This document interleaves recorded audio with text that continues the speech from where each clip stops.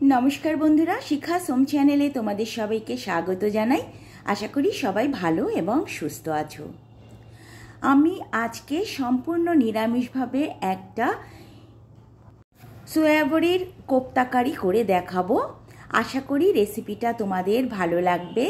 भालो लागले अवश्यई आमाके कमेंट करे जानिओ। तबे चलो शुरू करी आमार आजकेर रेसिपि। प्रथमे आमी दुटो आलू एरम करे केटे निये सेटाके एकटू भेजे नेब। आमी सर्षेर तेल दिएई रान्नाटा करछि, जे कोनो तेल दिएई रान्नाटा करा जाबे। आलूटा आमार भाजा हये गेছে, एबार एटाके आमी नामिये राखबो। एदिके सोयाबिनटाके आमी खूब भालो करे जल दिए एकटू फुटिये गरम जले सेटाके निंगड़े निয়েছি আর এখানে কিছু আমি মটরশুঁটি নিয়েছি। এবার আমি এখানে 4 চামচ মতো বেসন নিয়েছি, তার মধ্যে আমি পরিমাণ মতো লবণ আর আমি একটু সরষের তেল দিয়ে এটাকে একটু ফেটিয়ে ব্যাটার তৈরি করছি। এবার সয়াবিনগুলো এর মধ্যে আমি দিয়ে এটাকে ভালো করে মিশিয়ে নেব।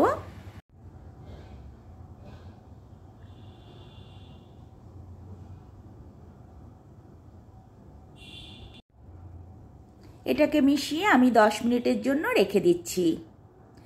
এবার আমি ফ্রাই প্যানে আবারও 3 চামচ মতো সরষের তেল দিয়ে দিলাম। এবার আমি ওই সয়াবিনগুলো একটু ভেজে নেব।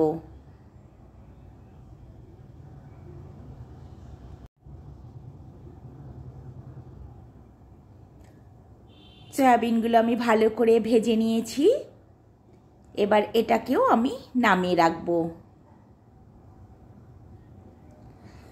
আমি ফ্রাই প্যানে আবারও 1 চামচ সরষের তেল দিয়ে দিলাম। এর মধ্যে আমি দুটো তেজপাতা, হাফ চামচ গোটা জিরে দিয়ে দিলাম। এদিকে আমি একটা মশলা বানিয়ে নেব। 1 চামচ জিরের গুঁড়ো, 1 চামচ ধনের গুঁড়ো, 1 চামচ কাশ্মীরি লঙ্কার গুঁড়ো, তোমরা ঝাল খেলে লাল লঙ্কার গুঁড়োও দিতে পারো, 1 চামচ আদা পেস্ট। আমি এটাকে জল দিয়ে একটু গুলে নেব।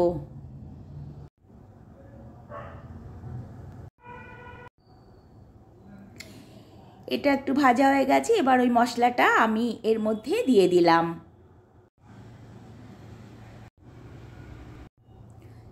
একটু মশলা ধোয়া জলটাও দিয়ে দিলাম, দিয়ে এটাকে একটু কষিয়ে নিচ্ছি।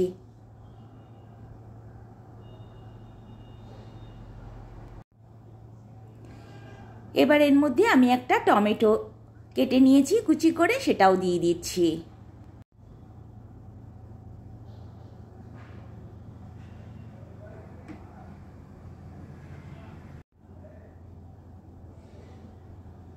স্বাদ মতো লবণ আর পরিমাণ মতো হলুদও আমি এর মধ্যে দিয়ে দিচ্ছি এখন।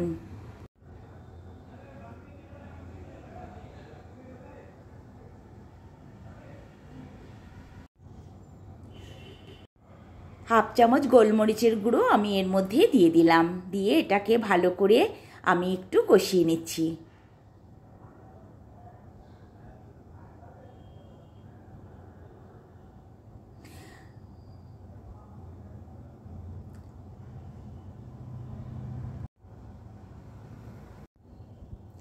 খুব ভালোভাবে আমার এটা কষানো হয়ে গেছে।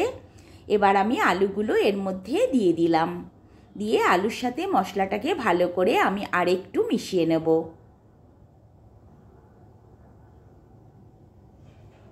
এবার মটরশুঁটিটাও আমি দিয়ে দিলাম।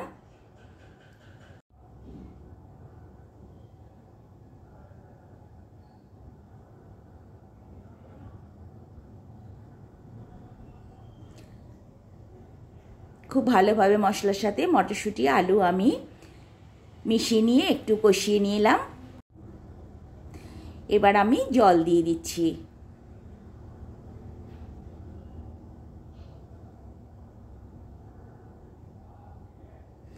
পরিমাণ মতো আমি জল দিয়ে দিলাম।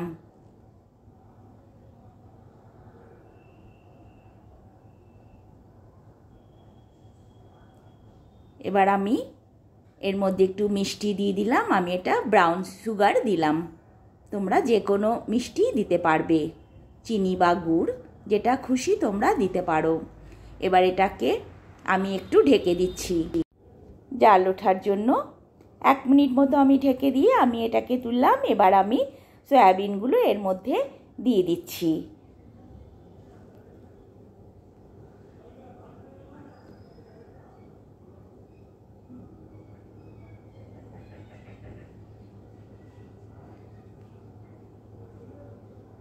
একটু নেড়ে চেড়ে নিয়ে আমি আবারও এটা 5 মিনিটের জন্য মিডিয়াম ফ্লেমে ঢেকে দিলাম।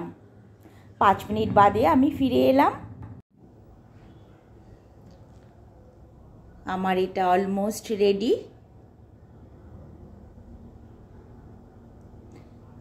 আমার আলু একদম গলে গেছে।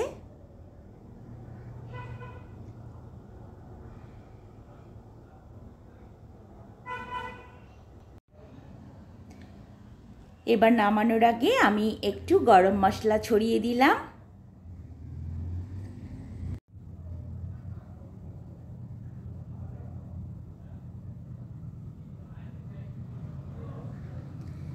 আমার এটা একদম রেডি। আশা করি রেসিপিটা তোমাদের ভালো লাগবে।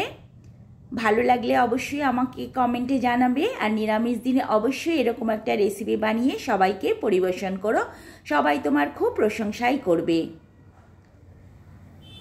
তবে আজকে আসি, সবাই ভালো থেকো, সুস্থ থেকো, টাটা।